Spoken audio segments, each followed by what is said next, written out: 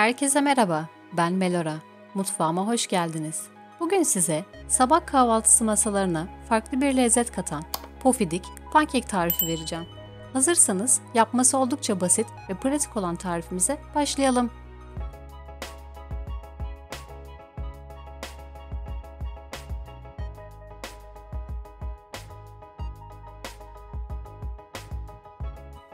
İki adet yumurtamızı çırpma kabına kırıyoruz.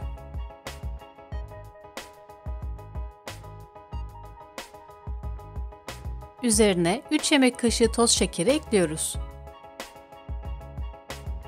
Ve yumurtanın kokusunu alması için şeker eşliğinde iyice karışana kadar çırpıyoruz. Ardından karışımımızın içine 3 yemek kaşığı sıvı yağ, 1 çay kaşığı tuz ve 1,5 su bardağı sütümüzü ekledikten sonra tekrardan iyice çırpıyoruz. Karışımımıza bir elek eşliğinde 2 su bardağı un, 1 paket vanilya ve son olarak da 1 paket kabartma tozunu da ekleyip elemiş olduğumuz malzemeleri elekten iyice geçiriyoruz.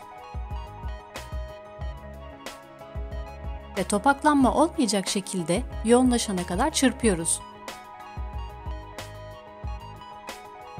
Pankek karışımımız istenilen yoğunluğa geldi. Pişirilmeye hazır.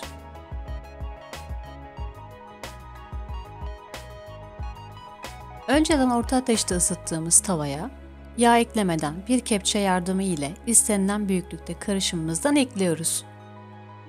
Tavaya yağ eklemememizin sebebi karışımımızın yapışmasını engelleyecek 3 yemek kaşığı sıvı yağı daha önce eklediğimiz içindir.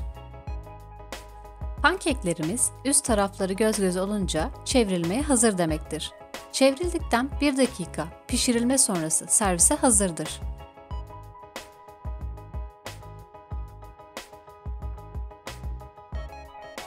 Pankeklerimiz harika görünüyor. Bulabilirseniz ağaç kakan şurubu ile lezzet katacaktır.